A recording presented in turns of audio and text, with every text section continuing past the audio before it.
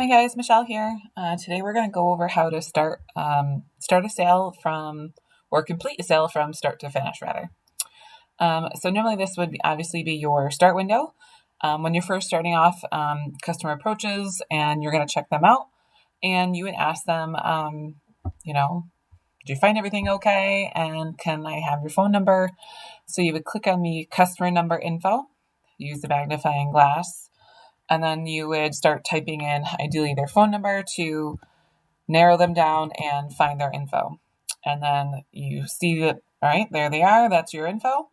Double click on them, say okay, and it's going to add that customer to the sale. The other thing that you're going to do right off the bat would be the sales rep. Your sales rep is your employee number.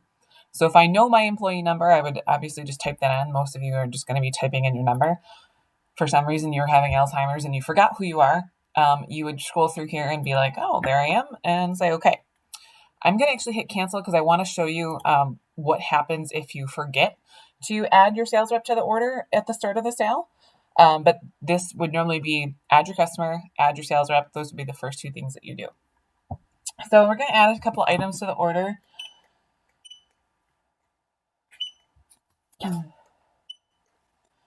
So we've added our items to our order and we're ready to pay. My total is $82.90. Amount due is $82.90, same number. And down here is the 8 buttons that always stay the same no matter what you're touching, no matter what you're doing. These all stay the same. So these 2 buttons here are your tender buttons. There's 2 of them here. One is a cash button, like a quick cash button. So if they're just paying with cash, you don't have to bother going into this pay button. You can just hit cash and say they gave you $100. You would type that in, you would say okay, and it would show up with a payment and a total and your change due. But let's say it's not cash. This cash button lives inside of this pay button. So this cash button and this cash button are identical. So like I said, this is just a quick method of, they're paying with cash. You don't even have to bother to come in here and hit cash again. You could just simply hit cash here. So let's say they're, like I said, paying with cash. You would hit this one. But here are all of your other tenders that you have available to you. There's cash.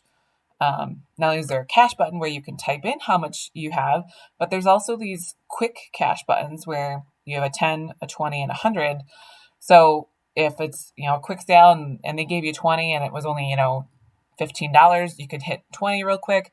And it's just automatically going to add that money to the sale. So let's do that quick and you can see what it does. If I hit $20, it automatically took a ticket payment of cash of $20. And you can see that here. It says my amount due is now $62.90 because there's my payment that it took of $20. So that's what these quick buttons here do for that. The other option here is to hit the cash button of, it's going to load with what's due on the order. But this is where I can type in, maybe they gave me, I don't know, $82.90, and I can say, okay. And if you can see here, I got a pop-up here that says you must enter a value for sales rep. That's this item up here where I said I'm not going to do this right now because I wanted to show you what would happen. It's a required item or field to complete the ticket. So if you forget to put your item number or your employee number in, it's going to not let you check out. You're going to have to before you finish the sale. So I'll put my employee number in. It'll say okay. So now to address the cash that I took, I said I was going to take cash of $82.90.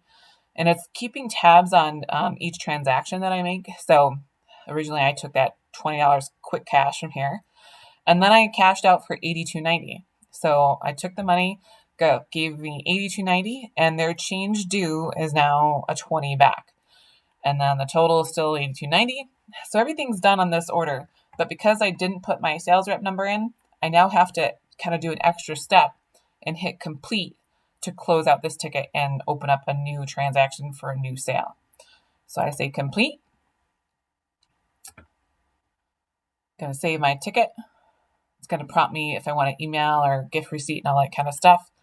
And this is my receipt here that it's going to give me on a preview right now because I have it set up to preview. And this is the ticket that you're going to see.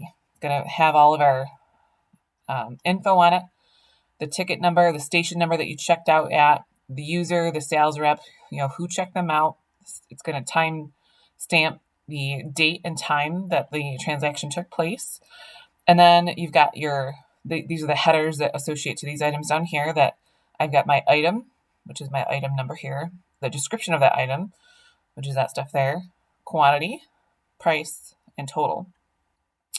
And then here you'll see your subtotal, your tax, total, and then you'll see the tenders that were taken. That I took the $20 cash first, and then I took another $82.90, and now my change due is $20. It'll have the customer's info down there, the items, number of items purchased, and a brief info about our credit or refund policy and guarantee info for them to look up. And there's also a barcode down here that associates this sale directly with this barcode, which will be useful in future tradings. So I can say close here.